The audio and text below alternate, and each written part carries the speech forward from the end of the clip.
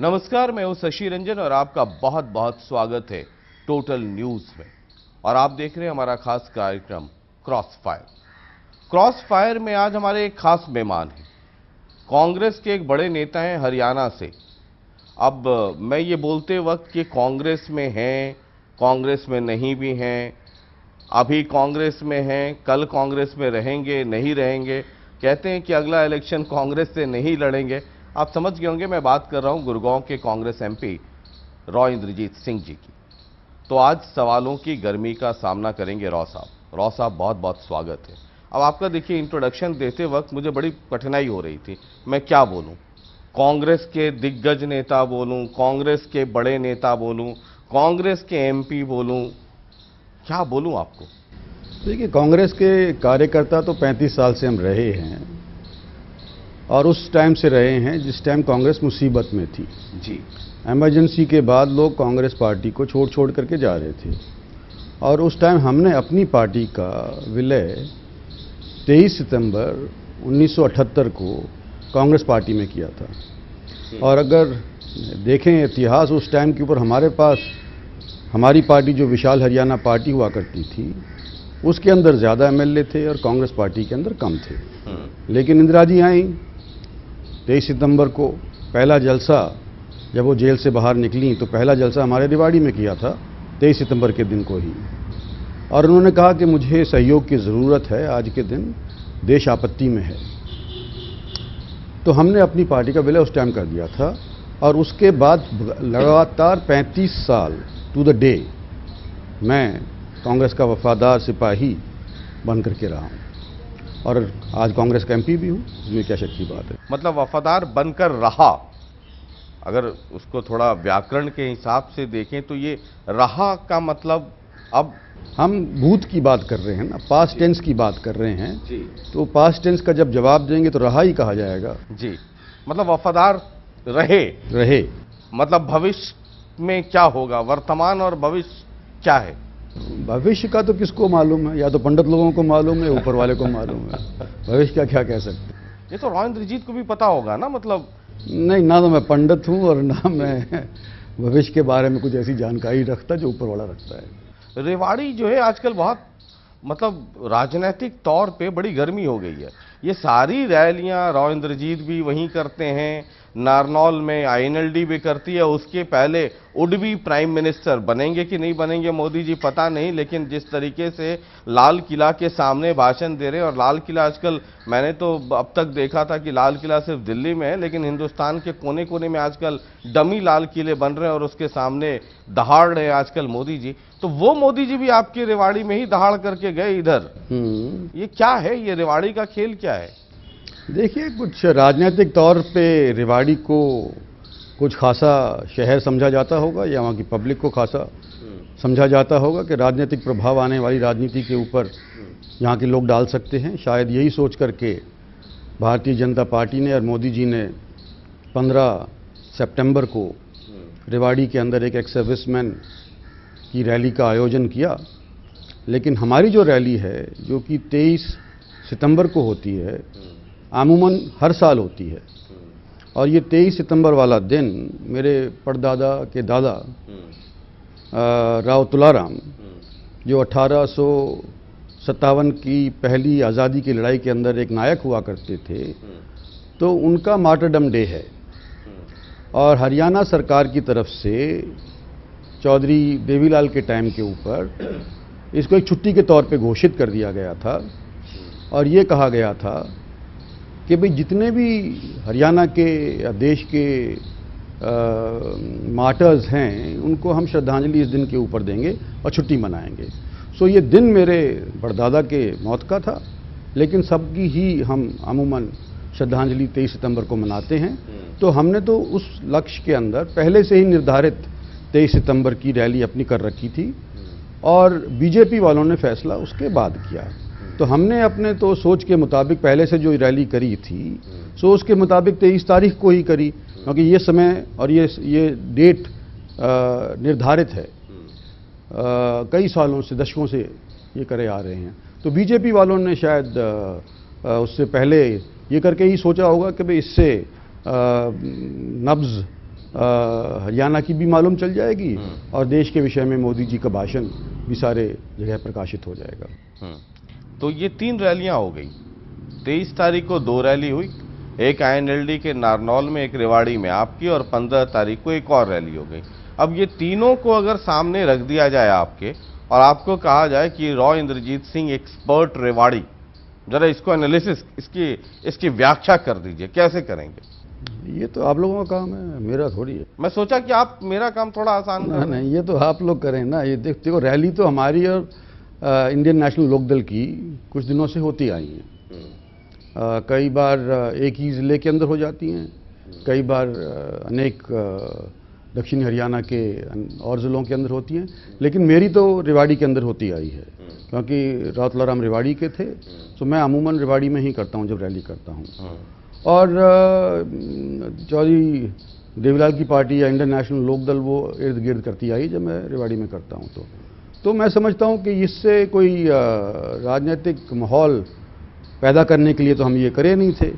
लेकिन ये बात ज़रूर है कि क्योंकि 23 सितंबर को हम रैली करते आए हैं और कई बार इन रैलियों के अंदर बड़े बड़े लोग उपस्थित हुए हैं।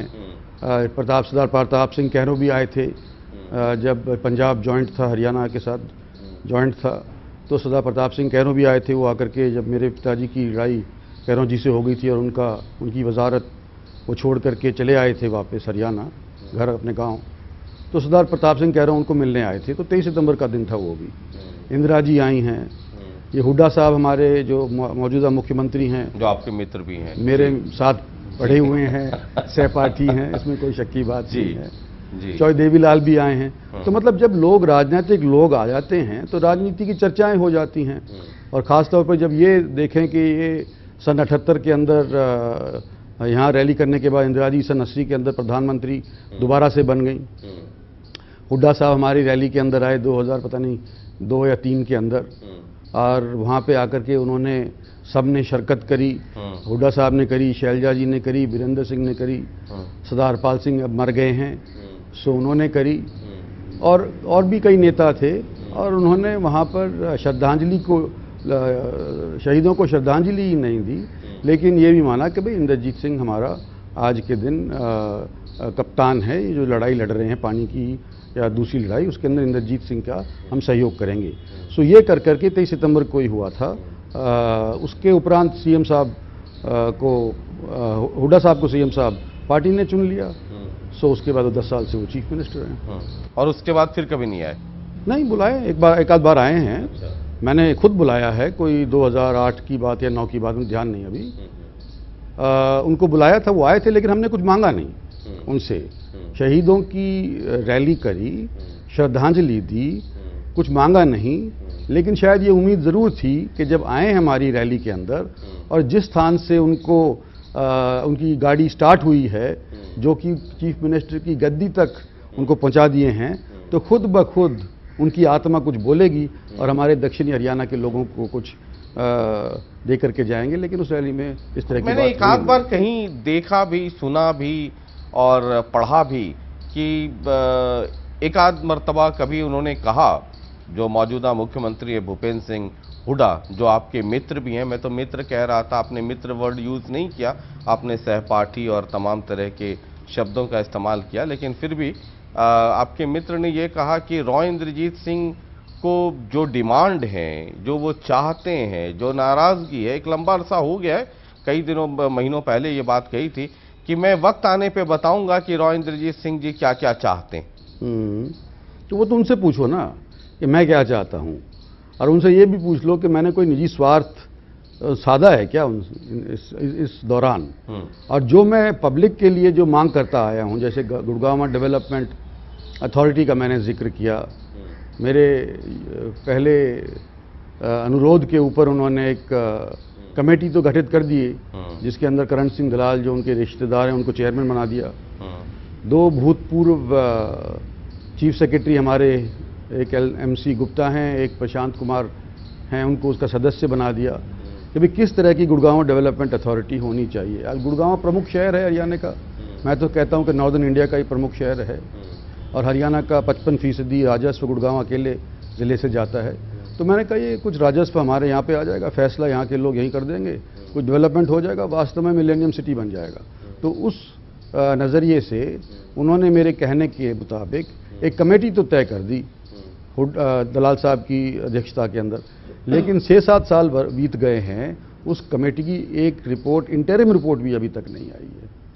लेकिन जो कांग्रेस के कई लोग, जो हुडा कैंप के लोग हैं, मैं अक्सर कई कार्यक्रमों में कहता हूं कि कांग्रेस समंदर है, बड़ी पार्टी है, समंदर है, तरह तरह के जीव जंतु इसमें हैं, ये इतनी बड़ी विशाल पार्टी है, कई गोत्र भी हैं।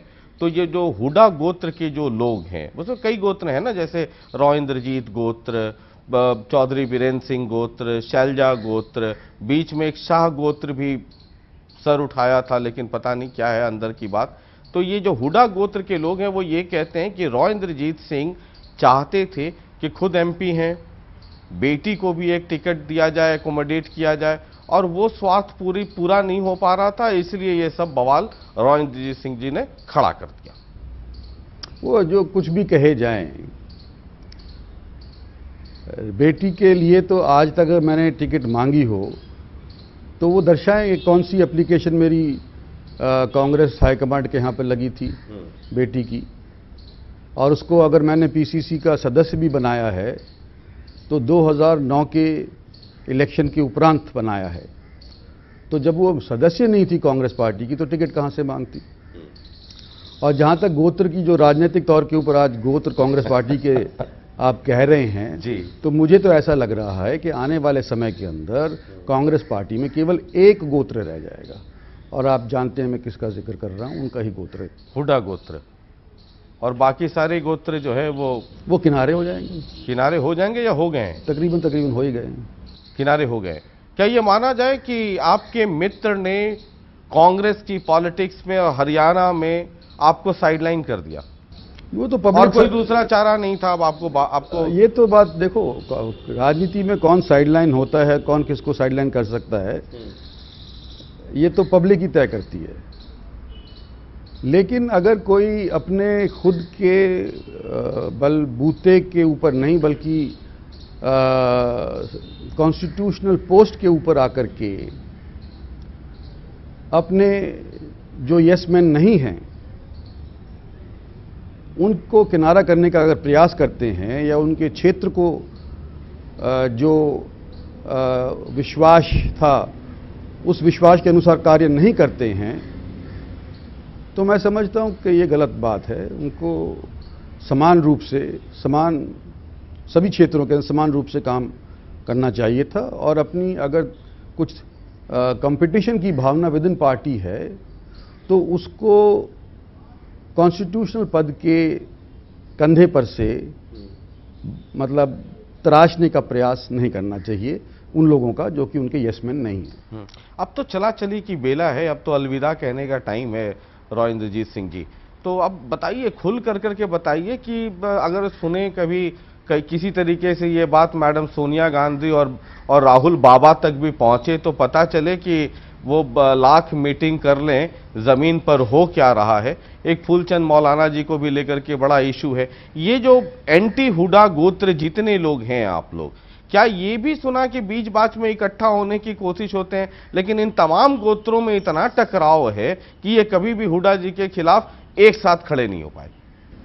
देखिए, जो आज के दिन मूल रूप से कांग्रेसी थे,